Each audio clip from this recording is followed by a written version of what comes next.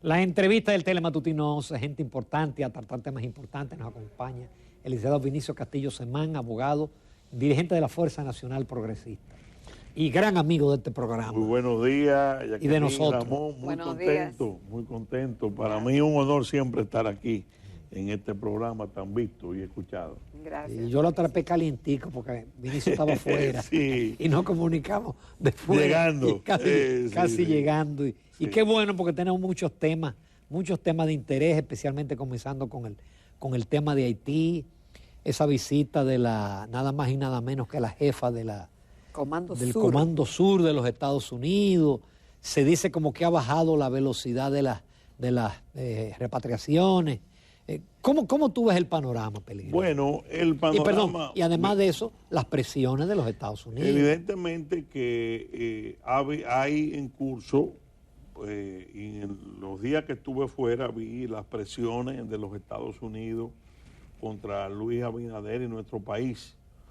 Tanto el tema del Central Romana, que fue un ataque directo, relacionado a una presión que quiere hacer Estados Unidos sobre la República Dominicana. Ya había ocurrido lo de la nota de la embajada norteamericana hablando de discriminación y de racismo.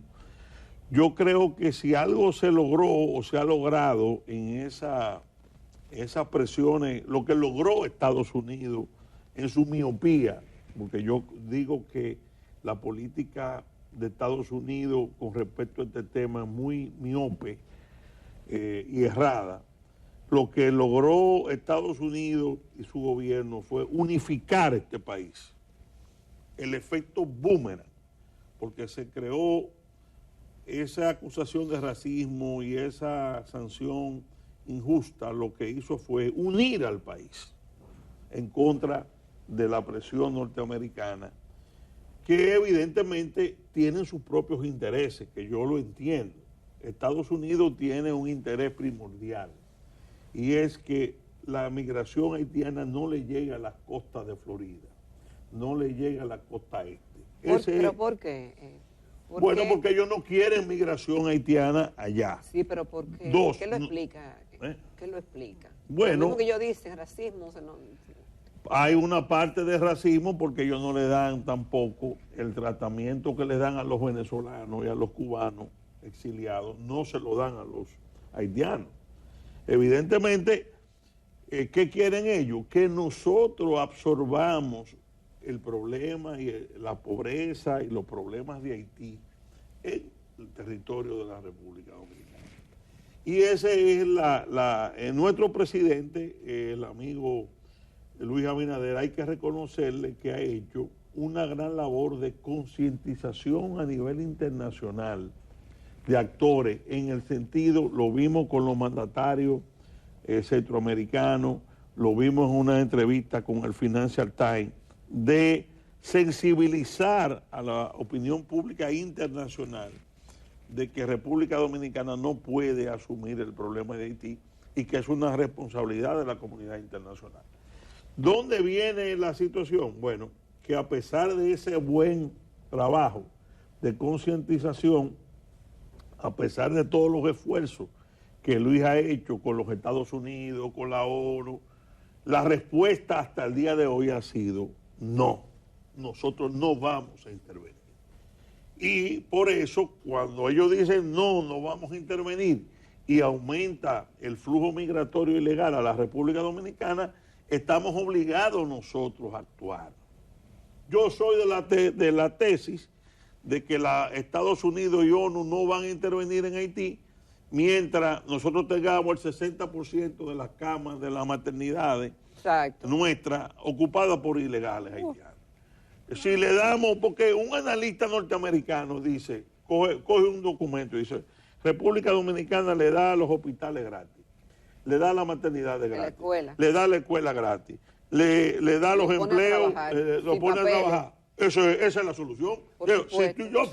Si yo fuera oficial norteamericano, desde el punto de vista de ellos, no el de nosotros, es lógico que estuvieran pensando en que la solución ideal es que sigamos ese curso y se le dé un dinerito al gobierno dominicano para que siga asumiendo ese papel. Sí, pero te quería decir algo, Vinicito, y es que, por ejemplo, el comunicado de la Comisión de Relaciones Exteriores del Senado ya fue más claro, es decir, ya no era para que se interpretara, sino que daba a entender y nos sacaron en cara todos los favores que supuestamente el gobierno de los Estados Unidos nos hace a nosotros, cómo nos ha tendido la mano en la pandemia, cómo nos ayuda con el turismo, cómo, bueno, nos sacó todo a cara, pero nos reclaman que tenemos que hacernos cargo, de decir, ya no hay disimulo, es a la clara. Entonces tenemos que, ¿qué ahora falta? Lo que Luis Abinader empezó, y por eso la pregunta que tú hiciste es muy importante. Es lo que el país ha visto al día de hoy, es que desde que vino la jefa del Comando Sur de los Estados Unidos, esa línea dura de responder con repatriaciones masivas, a pesar de que don Venancio dijo que no, que se han seguido, el país ha notado de que han disminuido. Y eso es grave. Hay como una gracia navideña. Y eso es grave porque, eso es grave por muchos motivos.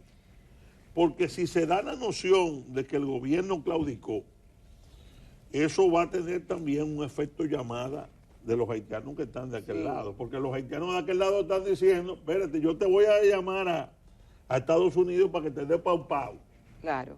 Y tú ni me puedes sacar de allá, ni me puedes impedir la entrada. Sí, pero... Entonces,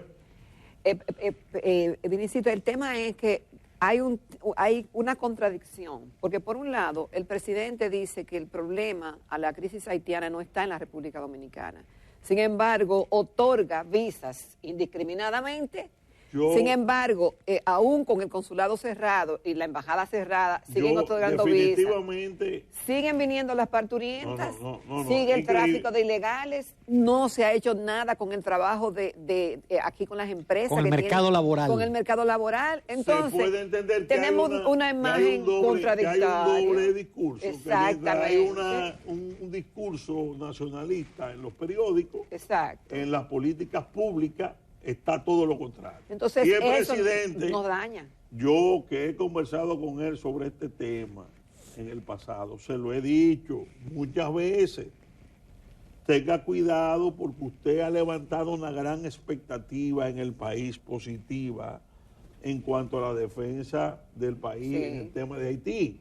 Pero si el país lo ve a usted diciendo una cosa y a su gobierno haciendo otra, los resultados para usted políticamente e históricamente serán para el fatales. País y más ahora, porque ya no hay disimulo. Sí, eso por ejemplo, yo no entiendo cómo Roberto Álvarez y el mismo gobierno, el presidente de la República, después de los reportajes que han salido en el Listín Diario, del desastre, de la mafia, de las visas, no haya habido ni siquiera una declaración. Sí.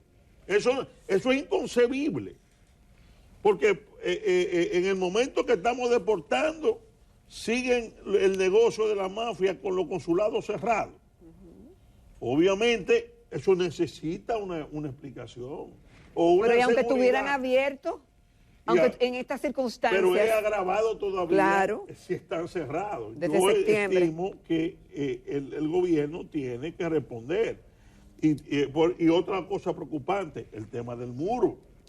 Que ustedes saben que el proponente de esa obra fui yo originalmente en el Congreso, que incluso me sorprendió cuando mi amigo Luis llega al poder y es él el que lo asume y yo y nosotros lo apoyamos 100% en ese tema. Pero estamos terminando el año 2022 y yo pregunto cuántos kilómetros lleva hecho el muro. Luce paralizado, sin ninguna información.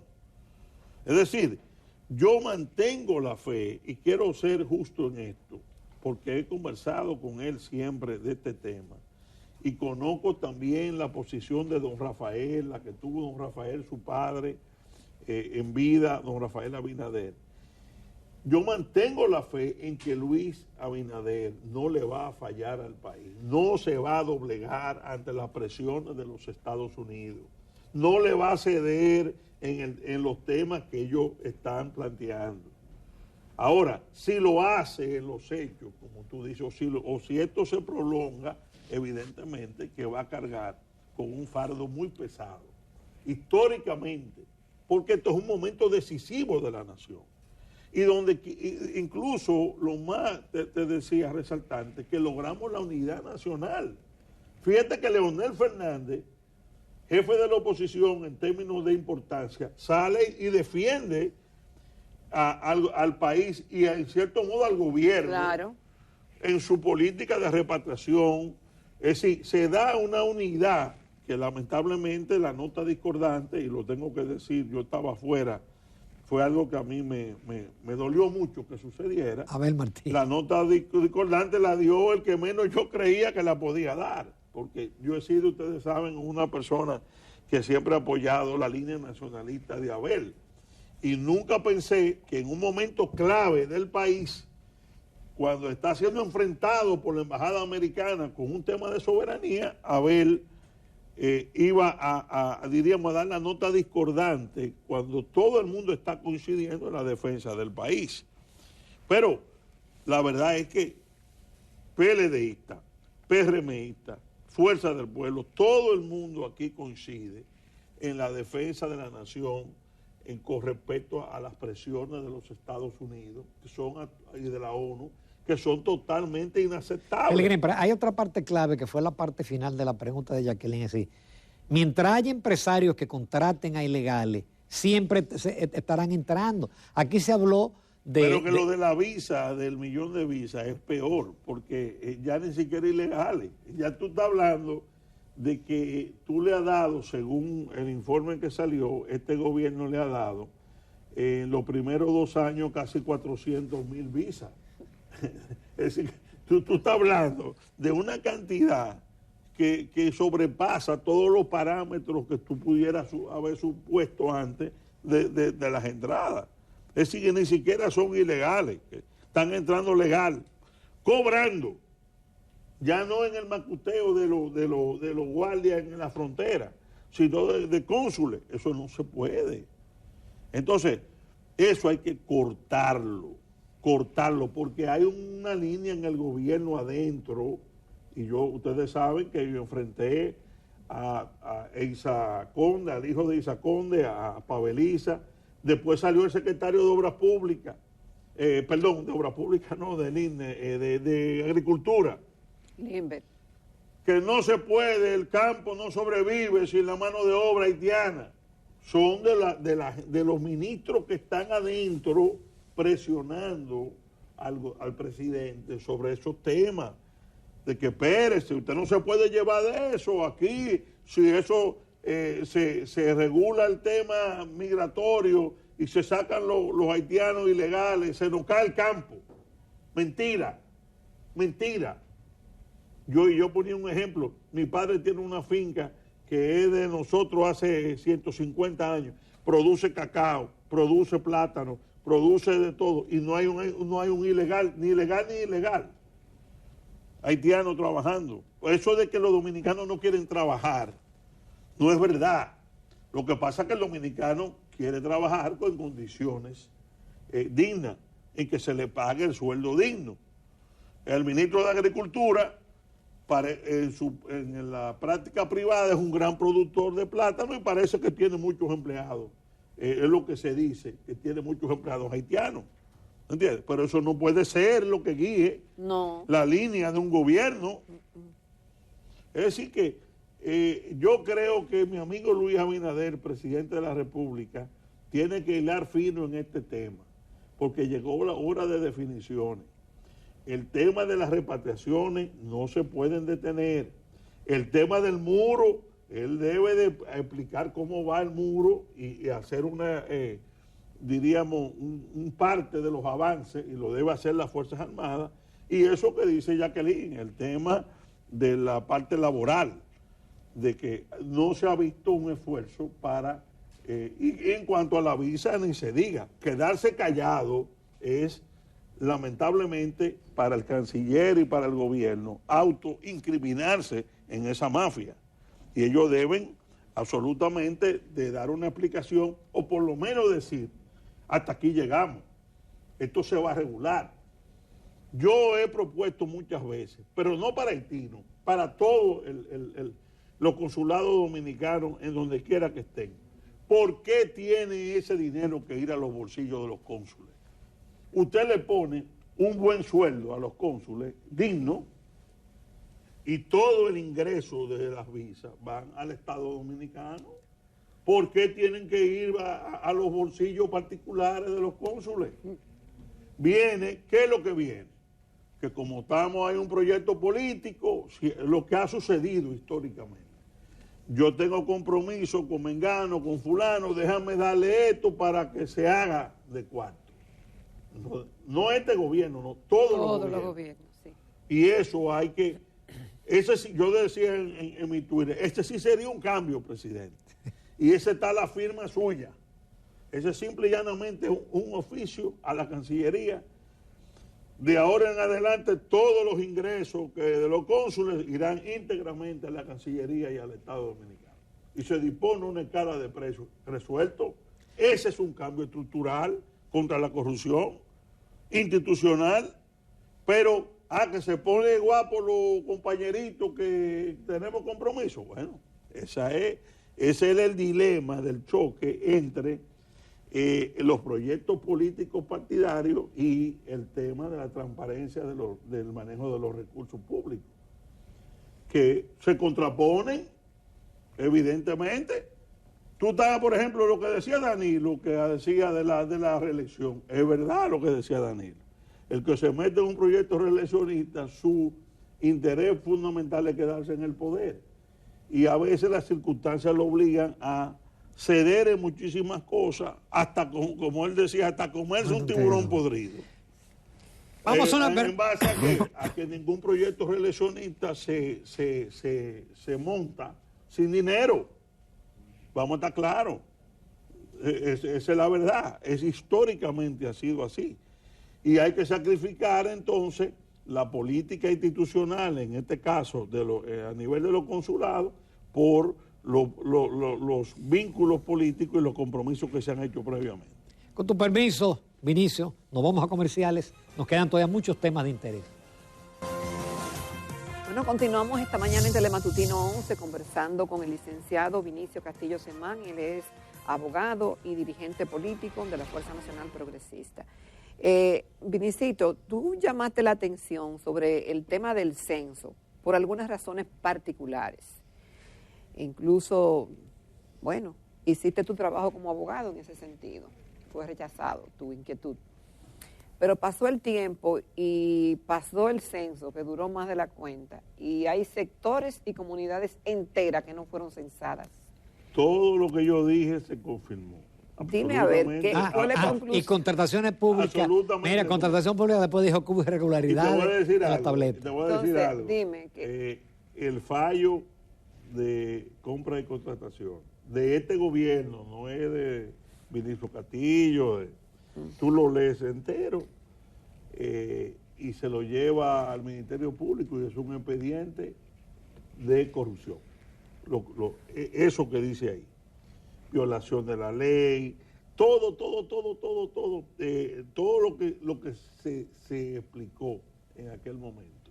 ¿Cuál fue mi queja con Pimentel? Cuando yo fui a verlo. sí. Falla eso antes del censo, para que tenga un efecto. ¿Qué hizo Pimentel? Y yo lo entiendo, porque para Pimentel era muy fuerte suspender el censo, porque si él lo tiraba antes y anulaba la licitación, que la anuló, había que suspenderlo. Había prácticamente que suspender el censo. Yeah. Pero se cuidó de no asociarse a la vagabundería. Es decir, él lo hizo extemporáneamente, vamos a decir, después que pasó el censo, lo dio a conocer, pero por lo menos compra y contrataciones se desligó de la vagabundería. ¿Qué dijo compra y contrataciones? Que la ONE violó la ley, que es fundamental en los procedimientos, que no podía hacer lo que hizo en la adquisición. Todo, yo le invito a todos que lean eso completo, el expediente. Incluso lo manda, no se atrevió a mandarlo a la Procuraduría, pero lo manda, dice que se le remita a la Contraloría y a la Cámara de Cuentas. Con eso, ese es el último ordinal. Con respecto a la organización del censo, se lo dijimos. Yo de buena fe, porque aunque uno es de la oposición, tengo una relación de amistad con Luis Abinader personal y creo que le ha hecho un gran esfuerzo. Y en la medida que uno puede, uno trata de ayudar. Y yo meses antes le dije, suspendan ese censo, busquen un consenso en la pregunta. Pero era por la pregunta que tú deseas, no por la organización. Hay un desastre. 3.800 millones de pesos se van a votar ahí. Yo se lo dije. No, porque había que complacer a don Pavel Isa y a la ONU, porque ahí es que el problema, ahí es que está el problema. El problema es lo que tú decías ahorita, que tú estás o con una cosa o tú estás con la otra. Pavel Isa es un peón de la ONU, que ha trabajado toda su vida con ONU y que han querido ese censo y amarraron de antemano la compañía que va a hacer el análisis del censo para decir lo que le dé la gana. Por eso nosotros nos opusimos cuando vimos que quien va a decirnos las conclusiones del censo es un consultor de ONU, que va a decir sobre la patria, que va a decir sobre la cantidad de ilegales que hay aquí. No, pero eso no estaba en las preguntas. No. En el proceso de licitación, que ellos amarraron su trabajo a que todas las conclusiones de los datos recogidos, quien lo va a analizar y a darnos las conclusiones para fines nacionales y mundiales, es un consultor de ONU. Y eso es malo. Oye, pero claro, porque la ONU es la que nos está pidiendo la fusión con Haití. ¿Cómo tú le vas a dar la iglesia a Lutero? A Lutero. ¿Entiendes? Una cosa elemental. No, porque había que complacer a don Pavel Isa y a la ONU. Bueno, ahí está. Un desastre el censo. Porque aparte viene el tema, los censos aquí, ¿quiénes son los que lo han hecho? Los empleados públicos toda la vida. Es un servicio público. Lo convirtieron. Pero y ahora con el que lo convirtieron en un tema. Es más fácil. Lo convirtieron en un tema de clientelismo. Todos los censos que se han hecho aquí, los empleados públicos, se le dan cursillos, se le dan la gente más preparada, sí, son las que hacen el censo. Se pusieron entonces a los compañeritos, muchos compañeritos de los distintos provincias, a contratar, y a ellos también le incumplieron. La mayoría. Algunos desertaron. Si algunos contratados desertaron a la mitad. Las tabletas Carabelita, que hubo muchísimos problemas. Sí. Nos prendieron muchísimo. Porque una de las cosas que se impugnó ahí era que no tenían garantía del fabricante. Ay, ¿entiendes? Lo mismo que educación. Pero todo eso se dijo antes. Y por eso fue que yo fui donde Carlos Pimentel. No, pero no se podía parar, porque don Pavel Isa era el jefe, ahí lo tiene. Fracasado el censo y un expediente de corrupción, porque ahí lo que denuncia la compañía que ganó el fallo es que hay una sobrevaluación de un 100% en la tableta. Entonces, son situaciones, lo que te quiero decir, desagradables para uno, pero que uno no puede quedarse callado. No puede quedarse callado. Y ahí está Miosotti y Pavel Isa como si nada hubiera pasado. Y en febrero, marzo arrancan y te tiran un embuste de que el censo determinó que hay tantos haitianos ilegales, que la población, todos los embustes que ellos les den la gana. Cuando hay más de la mitad de la población que no se censó. Esa es la verdad. Tú haces una mera encuesta, sí, entre la gente. Mata aquí mismo. Ustedes fueron aquí, los muchachos de aquí del Telesistema, fueron allá la gente del censo. Ustedes hacen una encuesta. ¿A ti te censaron? Sí, quizás fue un 20%, un 25%, pero la mayoría de la gente no fue censada. Yo conozco muchas torres que no entraron. Y dejaban, le ponían los stickers a la casa, sí, que esta casa fue censada, y dejaban los formularios por abajo de la puerta. Esa es la realidad. Vinicio, en los pocos minutos que nos queda, el tema de la corrupción. Parece que dentro de la ley era lógico poner en libertad una serie de las personas encartadas, pero nos hemos quedado solamente con 4 expedientes. El problema es que el año 2022 se esperaban que los grandes casos de corrupción llegaran a la justicia. El caso del asfalto, el caso de la visita sorpresa, el caso del fraude de la sede, el caso de Donald Guerrero, todos esos casos se esperaban que llegaran a la justicia en este año 2022. Lamentablemente no llegó ninguno. Y el país siente cierta, diríamos, desazón. ¿Tú crees que el país está en eso? Sí, con el tema de la corrupción. Lo que no implica, y quiero dejar eso muy claro, de que el país le haya retirado la confianza y la fe que tiene en doña Miriam, en la magistrada Jenny Berenice y en el magistrado Wilson Camacho. La lucha a la corrupción no puede quedarse con lo que están sometidos del año 21. ¿Por qué? Ahí no están los peces gordos de la corrupción de este país.